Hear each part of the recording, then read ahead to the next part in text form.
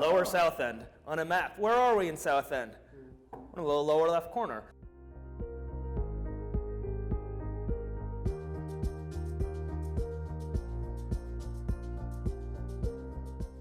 Why did you guys decide to start a brewery? I think we have two different tales. I think a lot of folks might go into it together from the start, meaning the entire journey was a joint effort. I think we were probably two individuals on a similar journey that crossed paths at the right time. I think that's the way it went. I had been brewing professionally, working at a different brewery, and on the side, my wife and I had put together a pretty serious business plan for opening our own brewery, and we were just kind of going through the motions of, all the different stuff you have to do, scouting locations. We went as far as to get some stuff registered and name registered, and during this period, I quit my last brewing job, and a mutual friend introduced us, and we met and had some beers and talked about some stuff and met a few more times and realized we had very similar goals, dreams, ideas, really what we were both looking for in a brewery, strikingly similar, even down to we both enjoy the same beer styles and what we would see ourselves producing, and we made it formal and got the lease here in the building, and it's a pretty quick process after that. How difficult was it to start a brewery in North Carolina? It's as hard or easy as you want to make it. If you follow the basic guidelines, the rules with the county, the things that you have to do, the hoops that you have to jump through, you follow everything, it's pretty easy. If you want to kind of skirt some things and try to go outside of the box and not do everything exactly the right way the first time, you're going to have to resubmit paperwork. It can take a very long time. And it also has a lot to do with business plan. Like I said, I had been working on a business plan. He had been working on a business plan, so it's not like we were coming into this thing blindly. We both already had a pretty good idea of what we wanted. Right. Yeah, and I'd been a part of other industries where my whole purpose in the position was to create businesses and get them up and running. So that part really was the easy part for me at this point. The TTB paperwork, some of the county ABC paperwork, that's just paperwork. Fill it out correctly, submit it, do what the instructions tell you to do, and it's pretty cut and dry. The true only obstacle we faced in getting open, other than just a few disagreements with vendors or whatever that might have been, was the government shutdown. We just couldn't get our brewers notice for about 6 weeks because they went on strike or whatever it ended up being. So that was our headache. It wasn't that they were unresponsive or we did something poorly. It worked out very well in our favor, and we were open probably within 13 months from us getting together and saying, let's make this a reality. We just plowed right through the process and off we went. And being part of the local brew community, and I know a lot of other brewers and owners, and I've watched a lot of other breweries go from a plan on paper to inception, and I feel like a lot of these people, it can take very, very much up to 2 years. It just depends on all these different factors. We're also, we're in a small building. We don't have a ton of overhead. I'm operating a 7-barrel system, not a 20-barrel system. So these are all things to take into consideration with our relatively quick timeline.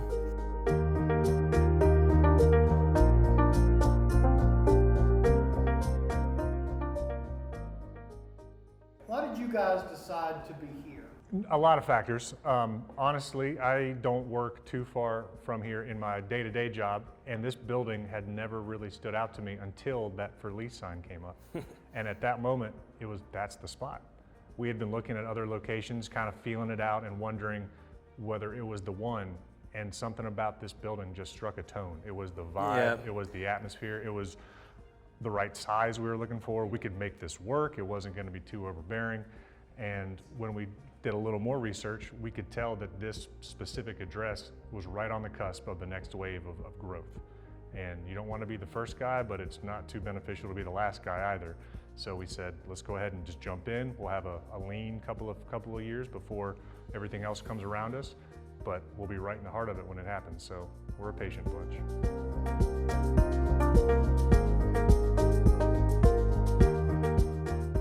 Seeing tons of new breweries pop up and do very well out of the gate, and there's still some unexplored territory, so to speak, in the world of brewing. And I really, we both live in Charlotte. We're from here. We live here. Our friends are here.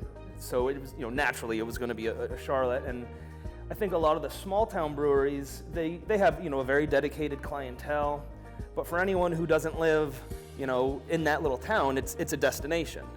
One of the last breweries I worked at was in a smaller town on the outskirts of Charlotte in Gaston County, and for anyone that didn't live nearby, it was a destination, and not everyone is wanting to make a 40-minute drive to go have a couple of beers. So being here in the heart, light rail, there's housing around here, there's half a dozen other breweries, distilleries, and cideries, practically within walking distance of here, so it just seemed very natural. Yeah. I think some things that people might neglect in their location selection is the support system that you can have if you're next door or nearby to other facilities. Alex being so plugged into this industry and this community to begin with was a huge step forward for us before we even got going, because he could call on people for a favor, same people calling us for favors. It wasn't I need to go introduce myself. It was, let me just get him on the phone. I've known him for 15 years. So it was kind of an ace in the hole for us in our group because he was so well established to begin with that we didn't have to worry about that kind of hassle.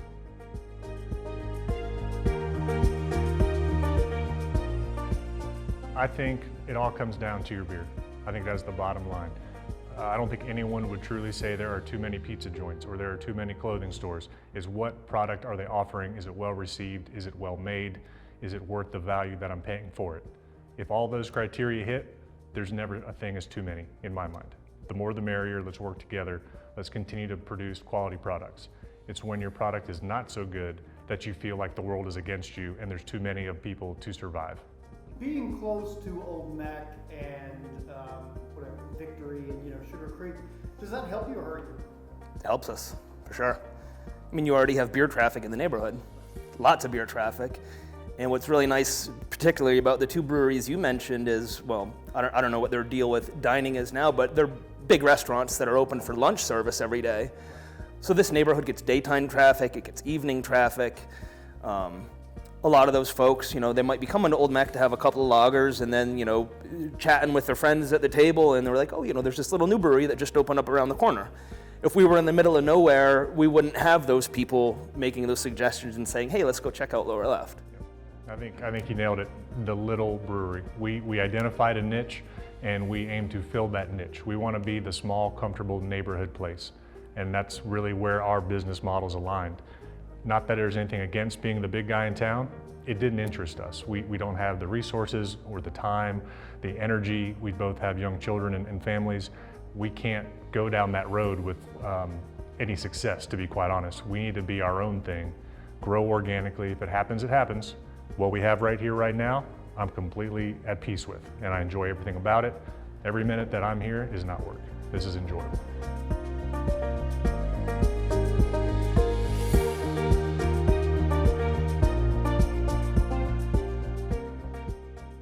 A very good percentage of small brewery owners, I'm not necessarily talking brewers here, I'm talking, owners, very often keep their day jobs.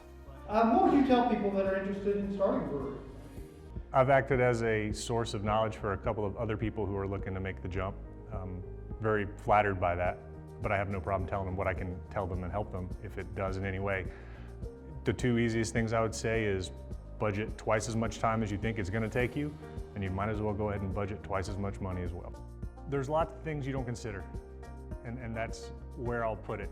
You really catch the big things. You catch your brew house, you catch your rent and your insurance. Those are things that everyone thinks of first and foremost.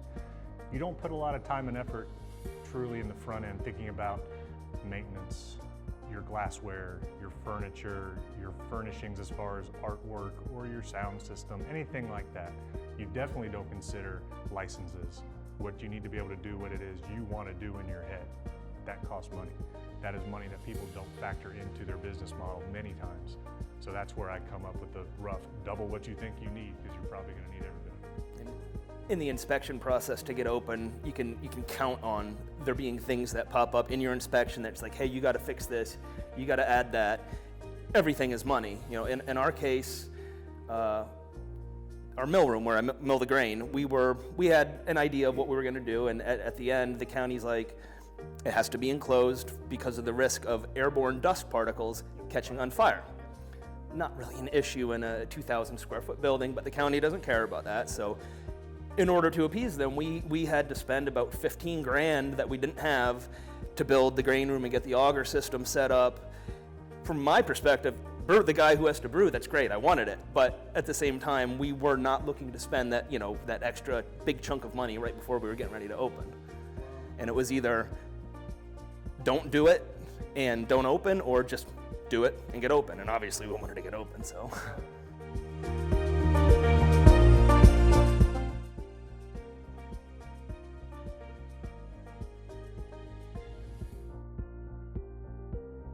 Myself that the minute it got a little bit above my head and I didn't think it was going to happen, I might pull the plug. Like, let's not be reckless in this.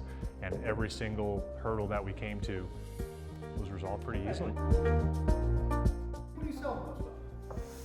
I'd say, Business-oriented. yeah, I'd say if not 3 to 1, it might be more, but our Juicy McJuice Face. Yeah, our flagship New England IPA, which I believe is what you're enjoying right now. I knew that that's a beer that has been in my portfolio for years, and it was only ever a homebrew before. It was just the last brewery I worked at, it just didn't fit in with their portfolio. So I was thrilled, that was, I think, the second beer I brewed here, and it was still the first beer we ran out of, and we realized within the first month or two of opening that Juicy McJuice Face is kind of driving the crowds and getting people in here. So, kind of what our plan was with beers, we knew we wanted to have a good tap selection. We didn't want to just have 6 or 8 selections. Right now we have 18 taps. Generally, we usually have at least 15 of them filled. We have had all 18 of them filled. Crowd size and the demand drives that. It's really hard to have everything ready to go to backfill for 18 taps. So at any given moment, one might go off and now we're one down, but that's fine. We'll have a few more working their way. The hazy IPAs always sell very, very well. I've seen a big uptick in traditional, more like West Coast style IPAs, clear IPAs. I've always loved them. I've always brewed them. Everyone is just so into the hazy styles right now. It's like a lot of breweries aren't doing them, so I started making them and started making some of my classic recipes and some new recipes. They've been very well received. We do a good amount of sours. I do the fruited kettle sours because they're super popular.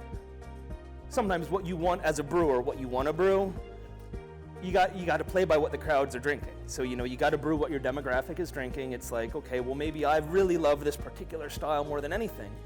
But if I brew it and it takes 9 months to go through a 7-barrel batch, it's like I've got to reevaluate, do I want to brew this again? So like I love Belgian beers, I love brewing them.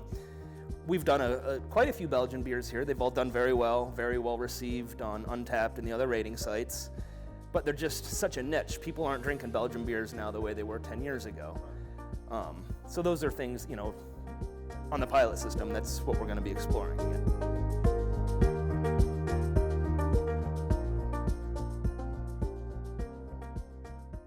I've been doing a Pilsner all along. That always does well. That's more of a spring, summer. Right now I've got a Kolschan, which is not really a lager. It's more of a hybrid. It's technically an ale fermented like a lager. We've got that on tap now. I've got our first Oktoberfest beer called Lefterhosen, super traditional German Marzen style. And I've plans for more. The thing about lagers with my brew house is I have uni tanks. So primary and secondary fermentation all happens in one tank. It doesn't leave the tank until you package it. So if I do a Pilsner that has to lay down and lager for 2 months, it means that uni tank is tied up for 2 months with a lager in it, when normally I'm turning it every 3 weeks or so, brewing ale. This is probably a pretty expensive beer to make, too, I imagine. Yeah, definitely. Is that the most expensive beer you have to make? It's not the most, but it's up there, and it's the hops. These are all your uber popular, juicy, fruity, tropical, Citra, Mosaic, Azaka, all the fun hops that everyone loves. We're talking $20-ish a pound, depending on the hop market at the time. A couple years ago, Citra was like up to $25-30 a pound. When I do a 15-barrel batch of Juicy McJuice Face, it's getting 44 pounds of dry hops. That's just the dry hops. So, even if you just do that little bit of cursory math, it gives you an idea. It was always our plan to distribute. Yeah, it absolutely was. You want to be available to people who may not have ever heard of you. Like you said, when we got together initially today, you didn't even know we were here, or you didn't know we were down here. that's a blessing and a curse, because we don't want to be right there in the line of fire for a lot of different reasons, but you also want to get foot traffic, of course. And if you're not going to be up front and center where everyone can see you every time they walk down the street, how are they going to find you? It's by when they're at other locations. So we've tried to arrange a very strategic plan of what type of keg distribution do we want to have, what can we keep up volume-wise, which is really the most important factor in it, because we don't want to get somewhere only to be off tap in a week and a half and then can't get back for 2 more months. That really does nobody any good to build consistency. So we have driven a very focused plan of attack to try to get to the places we think we are going to find our type of fans, and then also have some cans available in your traditional bottle shops and things of that nature to get the travelers, people going out of town, people who are going to bring it to their friends. All advertising is good advertising. It was always our plan to, if you kind of look at the greater Charlotte area, put us in the middle. We want to have an account or two in Mooresville, Cornelius, Mint Hill, Matthews, and then getting into Belmont, Gastonia area. Just kind of strategically placed where they're, a good bottle shop, a good restaurant, whatever. People that are going there might not normally come to this part of Charlotte, but they have a pint of Juicy Meat Juice Face. We appear on that person's radar. They do they're like, hey, they're right by Old Mac. Let's go check them out next time we're in Charlotte. So the distro it has definitely driven traffic in the tap room. Cans particularly, I noticed a big tick in tap room sales after we started canning. Being the kind of cool state that we are and you can self-distribute, we have accounts, like bottle shop accounts from all over the state, coastal areas, mountain areas, places where we would never distribute to. We're not delivering cases of beer to Oak Island, but these bottle shop owners are making, monthly or bi-monthly Charlotte beer runs. So they're coming here, they're filling up a cargo van with all this great beer, cans, kegs, and then going back to their bottle shops. We have folks coming here, taking our beer and taking it to Outer Banks, and all of a sudden we have untapped check-ins at places where you'd never see us, and we're getting good reviews, and then lo and behold, John will be bartending and he'll be like, yeah, I had these great customers today. They are from the beach, they had a can of your beer at the beach, they loved it, and here they are. I look at those cans, they're like 16-ounce billboards is what I call them. The ease of packaging is much greater in a can than a bottle. You just fill cans at a faster rate. There's really no capping involved like you would for a can sealer. It's just a different ball game. Yeah. But to really go to the biggest point in my mind, it's what you just said about the little billboard. On a bottle, your label is yay big. Right. It better be very, very memorable, or your beer better be out of this world. Yeah. Right. With a can, you get the whole can. 8 inches of billboard space, and it wraps the entire product. You can make every single can a piece of art if you want to go down that road. Right. So you have to have a very good idea of what you want your can face to be memorable from a distance, to have people call it out and say, that's the one I had. I remember this guy. Right. That's how cans, to me, are more of a benefit than a bottle. And from a brewer's perspective on cans is the shelf stability.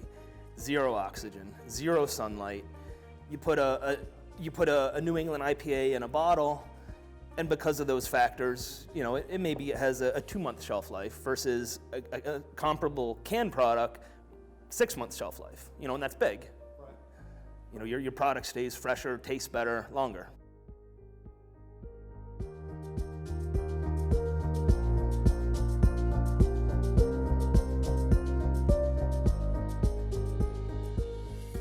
We have complete control here at this location. If we had a second location, I'd probably either be here or there. If I'm brewing there, then who's brewing here? It's like we lose some control over what's going on and the way we want things done. I think we are going to be comfortable doing what we're doing at the rate we're doing it probably for another year or so. Let's get through COVID is what I'm saying till we make anything. We have plans. We talk about stuff all the time. I've got our tap room here is just over 900 square feet. We can't fit a ton of people in here. We're doing mobile canning, which isn't super cost effective. Would we love to have a second location? Yes. Would we love to have our own dedicated can line? Absolutely. But when it makes sense, we'll cross that path. A lot of our regulars, a lot of our customers really like us because of our diminutive size. They like the small, chill kind of atmosphere that we've cultivated, and we don't have the TVs blasting all the time. We don't have live music. It's a much more adult atmosphere, very conversational. And plus people like the beer. Yeah. I'm afraid of diluting the brand. That's the one thing that I would use as our pulse check. Does having multiple locations sound good? It absolutely does, but at what cost? Are we really going to tap into another market on the other side of town that was unwilling to come to this location? We don't know that for fact. So by splitting, maybe we just cut our legs out from under us. So it's going to take some time, some research to figure out what our next step is. What we have right here, right now, I'm completely at peace with, and I enjoy everything about it. Every minute that I'm here is not work. This is enjoyable.